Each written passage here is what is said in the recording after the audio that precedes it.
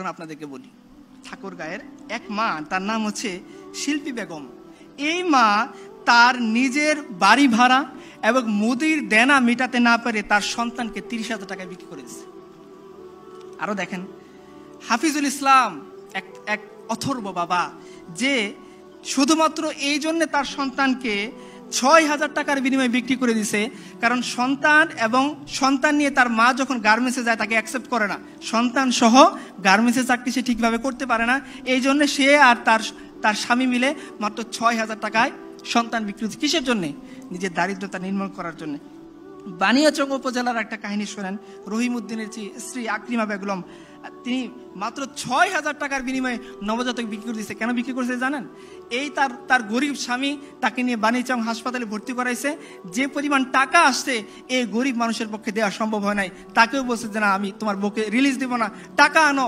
এই গরিব মানুষ যাবে কোথায়? হয়তো সে যায় আমাদের ইসলামিক খিলাফত হলে উমরের কাছে যায় বলতে পারতো, হে উমর, তুমি বসে আছো তখ্তের মধ্যে, আমি বসে আছি হসপিটালে, আমার টাকা দাও, আমি গিয়ে আমার ওয়াইফকে ছাড়িয়ে আনবো। তার তো এরকম সৌভাগ্য হয় নাই, কারণ সে জানে সে যদি রাষ্ট্রপতির সিরিয়াল দেয় কখনো রাষ্ট্রপতির দেখার তালিকায় তার নাম আসবে না। সে জানে সে যদি প্রধানমন্ত্রী সিরিয়াল দিতে যায় আজীবন পড়ে যাবে, তার ওয়াইফের দেহ মরে হাড্ডিসার হয়ে যাবে, কোনোদিন প্রধানমন্ত্রী মিট করার তালিকায় তার নাম আসবে না। সে জানে সে যদি ডিসির কাছেও দেখা করতে যায় তার স্ত্রী ওইখানে কাতরাতে কাতরাতে মরে যাবে, কিন্তু তাকে দেখার জন্য কোনো ডিসি, কোনো এসপি, কোনো মেম্বার তার ওইখানে যাবে না। সে বাধ্য হয়ে তার ওয়াইফকে ছাড়িয়ে আনার জন্য হাসপাতাল থেকে নিজের নবজাতককে 6,000 টাকায় বিক্রি করছে। এই আপনাদের সমাজ। আমি আপনাদেরকে আরেকটা সমাজের কথা শোনাই, যে সমাজের মধ্যে যে একবার উমর রাদিয়াল্লাহু আনহু রাতের অন্ধকারে, তার একটা স্বভাব ছিল, তিনি রাতের অন্ধকারে মানুষের কার কি প্রয়োজন এটা দেখার জন্য তিনি হেঁটে হেঁটে যাইতেন, মানুষের খোঁজখবর নিতেন। একবার তিনি গেছেন, গিয়ে দেখেন সমানে ধোঁয়া উঠতেছে। তো তিনি দাঁড়ায় দেখতেছেন, একটু পরে আবার ধোঁয়া উঠতেছে। লকডাউন সময় ধরে তিনি পর্যবেক্ষণ করলেন, আবার ধোঁয়া উঠতেছে। তো তিনি আস্তে আস্তে আস্তে আস্তে কাছে গেলেন, গিয়ে বললেন, দেখলেন যে একজন মহিলা, তার সন্তানটা পাশে বসা, সে ডেচকির ভিতরে কি যেন জাল দিচ্ছে আর ধোঁয়া উঠতেছে।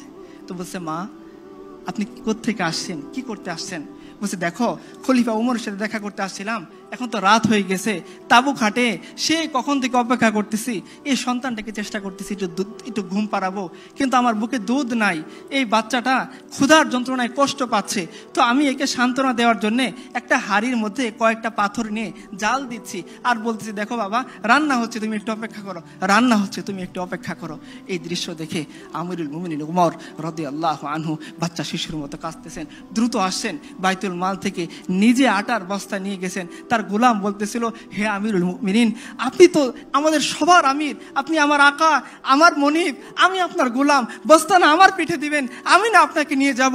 ওমর বলতেছেন, হে আমার গোলাম, যে বোঝা আল্লাহ আমাকে দিছেন সেই বোঝা কিয়ামতের দিন তুমি বইবা, বস্তা আমার কাঁধে তুলো। উমর রাদিয়াল্লাহু আনহু খলিফাতুল মুসলিমিন রাদিয়াল্লাহু আনহু, তিনি উটের ও আটার বস্তা পিঠে নিছেন, একটু তেল একটু ঘি হাতে নিছেন, কয়েক মাইল হেঁটে ওই নারীর কাছে গেছেন, গিয়ে তিনি নিজ হাতে আমিরুল মুমিনিন উমর ওই যে পাথরে দিয়ে গরম করা যে পানি, সেই পাথর সরিয়ে ওইখানে তিনি আটা দিছেন, আটা গুলছেন, নিজে রুটি বানাইছেন। এরপর বুড়িয়াকে বলছেন, মা তুমি শেখো।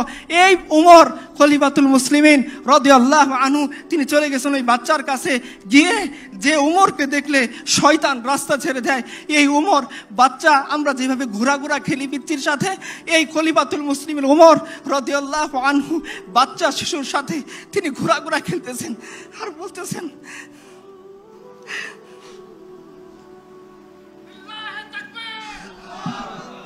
উমর বলতেছেন যে এতক্ষণ তুমি বাচ্চাকে কাঁদাইছো, এখন হাসাইতে হবে।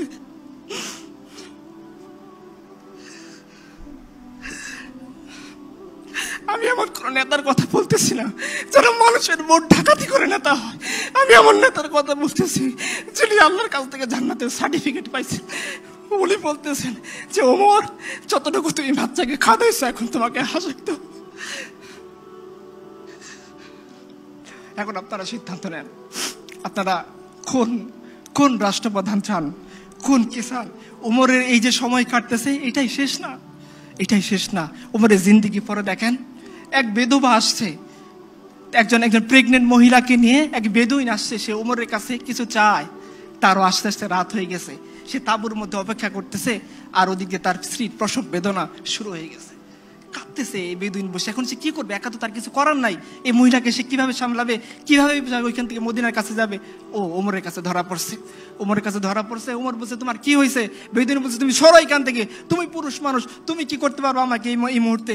ওমর বলতেছেন, বলোই না তোমার কি হয়েছে। বলছে, দেখো আমি আমিরুল মুমিনিন ওমরের সাথে দেখা করতে আসছিলাম, আর পথের মধ্যে আমার স্ত্রী ছিল প্রেগনেন্ট, সে এসে এই অবস্থায় পড়ে গেছে, এখন তার বাচ্চা হবে, আমি পুরুষ মানুষ, এই মহিলাকে নিয়ে এখন কি করব, চিন্তায় পড়ে আছি।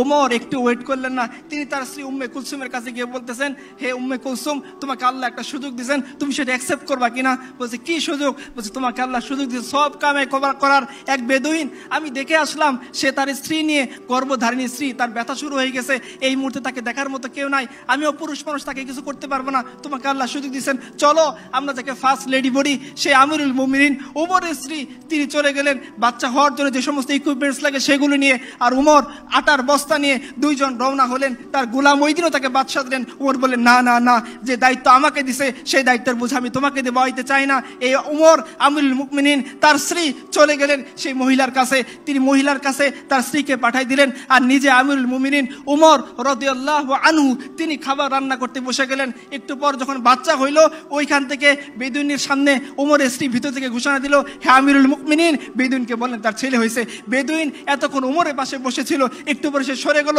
উমর বলছে, না না, তুমি সরো না, তুমি যে আর্গুমেন্ট নিয়ে উমরের কাছে আসছিলা, হতভাগা উমর তোমার সামনে তুমি যা কিছু বলতে চাও এখন বলো, কি আমাদের দিন উমরকে তুমি অপরাধী সাব্যস্ত করো না।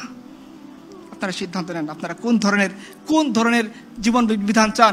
যে জীবন বিধান একজন শাসককে একজন শাসিতের পায়ের কাছে এনে দেয়, যে জীবন বিধান একজন শাসককে বিচারে কাঠগড়ায় দাঁড় করায় দেয়, যে জীবন বিধান একজন শাসককে উটের বস্তা, আটার বস্তা কাঁধে করে জনগণের কাছে পৌঁছে দিতে বাধ্য করে, সেই জীবন ব্যবস্থা না ওই জীবন ব্যবস্থা যারা মানুষের ভোট ডাকাতি করে, যারা মানুষের টাকা ডাকাতি করে, যারা মানুষের অর্থ ছিনতাই করে, জীবন যৌবনকে বিপর্যস্ত করে, লাখ লাখ যুবককে বেকার করে, লাখ লাখ মানুষের স্বাধীনতা হরণ করে, যারা বিদেশে গিয়ে ফুর্তি করে, ফষ্টি নষ্ট করে, তাদের জীবন ব্যবস্থা আপনারা সিদ্ধান্ত নেন। এটা আপনাদের সিদ্ধান্ত, আমি কিছুই বলবো না।